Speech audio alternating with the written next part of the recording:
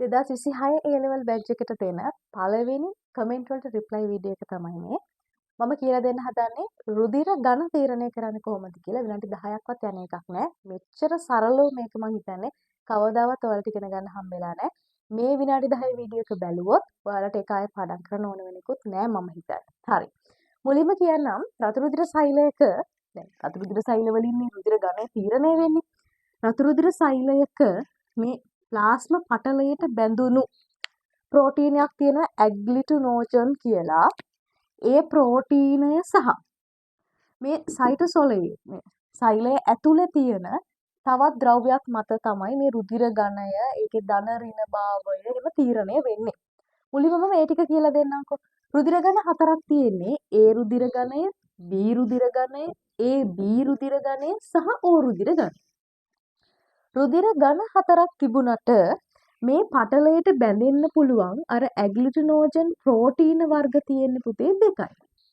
එකක් අපි කියනවා ඒ ප්‍රෝටීන ප්‍රතිදේහ ජනක. ඒ ප්‍රතිදේහ ජනක. ප්‍රතිදේහ ජනක තියෙන වර්ග දෙකයි. එකක් ප්‍රතිදේහ ජනක A, අනිත් එක ප්‍රතිදේහ ජනක B. එතකොට මේ ජනකයා තමයි වැඩ්ඩා. හරි?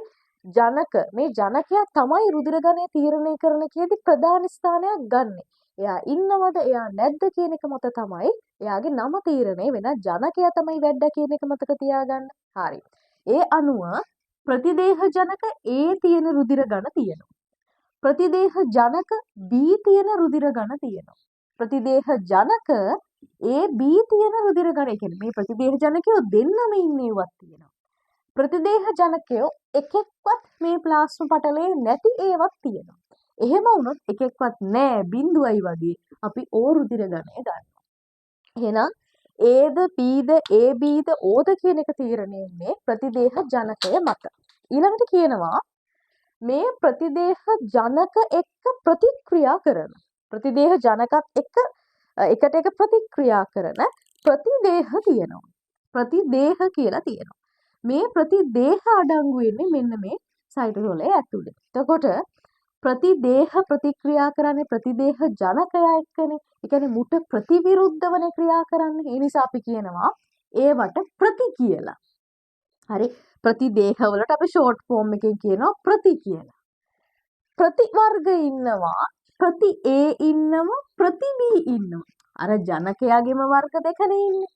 ප්‍රතිදේහ ජනක A ඉන්නවා, ප්‍රතිදේහ A ඉන්නවා. මම මෙතන ලියනකො ප්‍රතිදේහ A ඉන්නවා, ප්‍රතිදේහ B ඉන්නවා.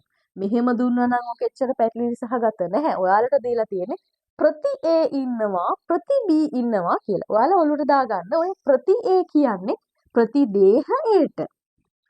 ප්‍රති A කියන මේ නමින් දෙන්නේ ප්‍රතිදේහ A. ප්‍රතිදේහ B ගේ නම තමයි ප්‍රති B.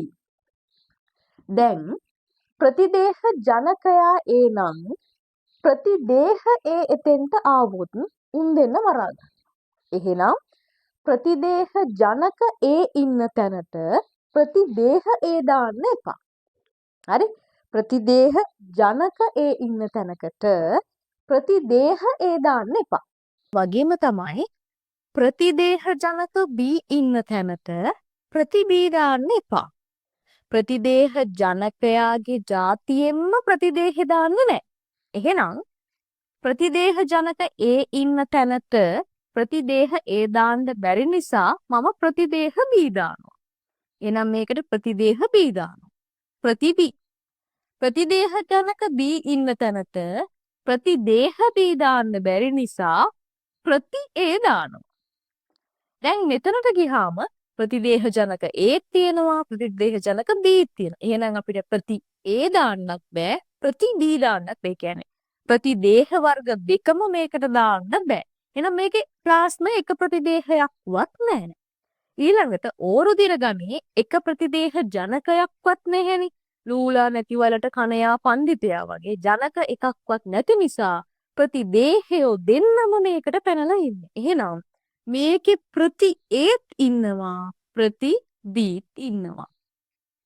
එහෙනම් දැන් ඔයාලට රුධිර ඝන කියන්න පුළුවන්. රුධිර ඝන A නම් ජනකයා තමයි වැඩ. යා තමයි ඝනය තීරණය කරන්නේ. රුධිර ඝන A නම් ප්‍රතිදේහ ජනක A ඉන්නවා, ප්‍රති B ඉන්නවා. රුධිර ඝන B නම් ප්‍රතිදේහ ජනක B ඉන්නවා ප්‍රති A ඉන්නවා. රුධිර ඝන AB නම් ජනකයා වැද්දා. ප්‍රතිදේහ ජනක A ඉන්නවා ප්‍රතිදේහ ජනක B ඉන්නවා. හැබැයි ප්‍රති දෙන්නම නැහැ. එක්කෙනෙක්ටවත් ඉන්න විදිහක් නැහැ. ප්‍රතිදේහ මුකුත් නැහැ. රුධිර ඝන O නම් ප්‍රතිදේහ ජනක Aත් නැහැ. ප්‍රතිදේහ ජනක Bත් නැහැ. දෙන්නම නැති නිසා මේකේ ප්‍රතිදේහ Aත් ඉන්නවා. ප්‍රතිදේහ Bත් ඉන්නවා. ඒ නිසා ප්‍රති A සහ ප්‍රති B ඉන්නවා කියලා කියනවා. එහෙනම් රුධිර ඝන 4 තීරණය වෙන විදිය පැහැදිලි. මේ ප්‍රතිදේහ ජනක සහ ප්‍රතිදේහ සම්බන්ධයෙන් රුධිර ඝන Aද Bද ABද Oද කියන එක තීරණය වෙනවා මිසක් රීසස් ධන රීසස් වේ. කියන්නේ B positive, B negative, A positive, A negative කියන එක තීරණය වෙන්නේ නැහැ. රීසස් සාධකය කියන්නේ වෙනම සාධකයක්. ඒක මම ඊළඟ වීඩියෝ ක්ලිප් එකෙන් පැහැදිලි කරන්නම්.